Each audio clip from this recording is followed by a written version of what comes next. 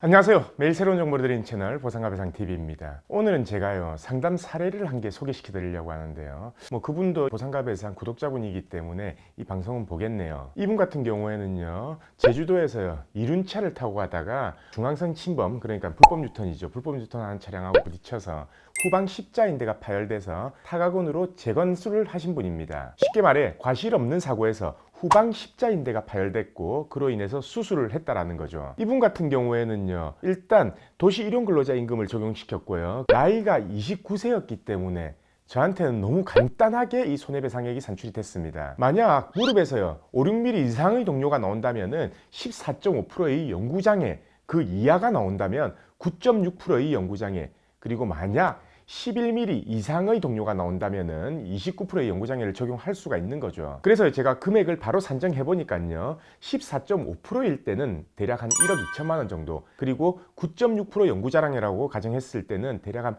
8,500만 원 정도, 너무 간단하게 산정이 되더라고요. 근데요, 저에게 이렇게 상담을 했던 우리 구독자분께서는 깜짝 놀라더라고요. 금액이 왜 이렇게 차이 나냐. 그래서 저는 혹시 이거 내가 실수한 거 아닌가 라고 이렇게 생각해서 어디서 차이가 나냐라고 하니까, 자기가 이미 여러 군데 상담을 받았는데 어떤 데는 4천만 원, 어떤 데는 5천만 원, 그래서 이제 금액이 우리가 너무 많다 이렇게 말하는 겁니다. 그래서 저는 이렇게 답변을 했어요.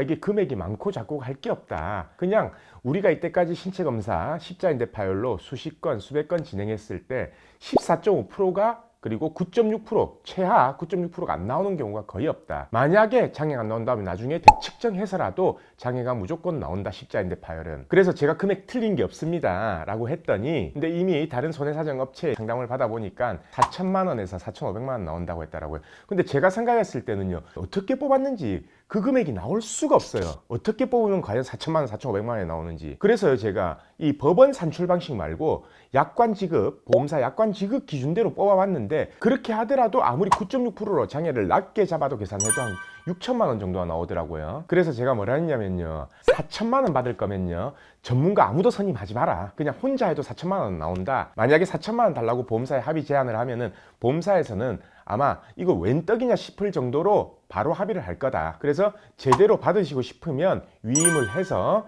그리고 이제 소송을 진행을 하고, 만약에 그게 아니고 4천만 원을 받고 금방 합의를 하고 싶다라고 하면은 그냥 전문가 선임하지 마세요 이렇게 했습니다. 이분이 상담한 사람이요, 누군지는 모르겠지만요, 진짜 금액을 산정할 줄 몰라서, 아니면 이 십자인대 파열에 대해서 경험이 없어서 4천만 원을 산정한 건지, 아니면 빨리 쉽게 그냥 합의로 끝내고 수임료를 받으려고 4천만 원을 산정하는 건지 모르겠지만, 저도요 보험사 담당자하고 소송을 하기 전에 통화는 하는데요, 보험사 담당자가 한 번씩 이런 소리를 하더라고요. 이거 합의하시면 안 되냐, 9.6% 장애 10년에 합의하시면 안 되냐. 그래서 저는 이렇게 반문했습니다. 아니, 십자인대 장애 10년짜리가 어딨냐고. 그리고 십자인대뿐만 아니라 법원 신체 감정에서 장애가 10년 나오는 경우를 본 적이 있냐고. 법원 감정은요 대략적으로 5년 이상이면 거의 영구장애가 나옵니다. 근데 보험사 담당자는 이러더라고요. 자기는 10년 나온 게 있다고. 그래서 보내달라 해봤어요. 근데 없어요. 그게 신체 감정에서는 장애 10년 나오는 게 단 한 번도 제가 본 적이 없습니다. 아예 동료가 안 나오든가 영구장애가 나오든가.